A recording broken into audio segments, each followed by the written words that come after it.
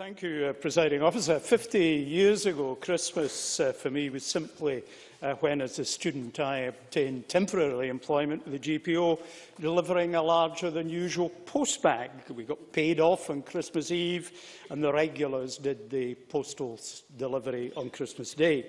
Shops were open, newspapers and milk were delivered to the house, and my GP father had surgeries on Christmas Day. In short, there was very limited celebration when I was a youngster of Christmas. Now, New Year was an entirely different matter. First footing, carrying something to drink, something to eat, something to burn, was what we normally took as we went to neighbours' houses to visit. Now, a great deal has changed. The focus is perhaps less now on individual action. The focus is now much more on organised events.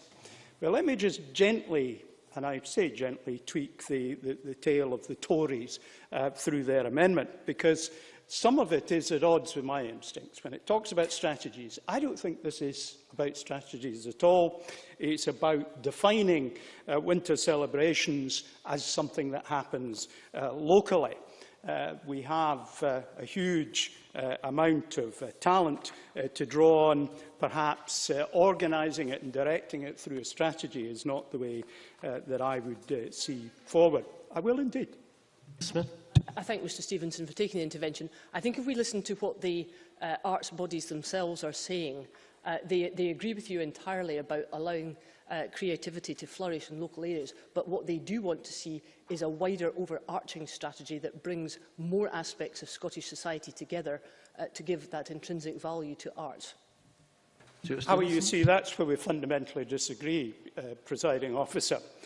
I don't want to bring peoples together. I want to encourage diversity. And I want to encourage local community action. Now, I recognise I might be a lone voice in that, by the way. It's not expressing a view of my political colleagues when I say that. I just think that this is an opportunity for individuals to enjoy themselves and communities and little groups to get together. We heard that 18 funding streams were used in the last year, and that's very much to be welcome, because we do need these anchor points that will attract international attention. But self-directed, self-organised, spontaneous celebration of the good in winter, be that religious like Christmas or secular like New Year, or simply an excuse for a party on a dark night with appropriate lubrication to keep the wheels turning, all of that is to be welcome. Now, the word Hogmanay is a mysterious one. It might be the Gaelic Ogmanay, meaning new morning, or it might, and this is my preference, be the Flemish Hogmandag, which means High Love Day. Now, I say that in particular because, of course, there's the opportunity to celebrate the Old New Year, which comes in the middle of January, something which I feel a particular affection to, as I was born on the 15th of October. Those of a gynecological disposition will think about that carefully and work out why I say that.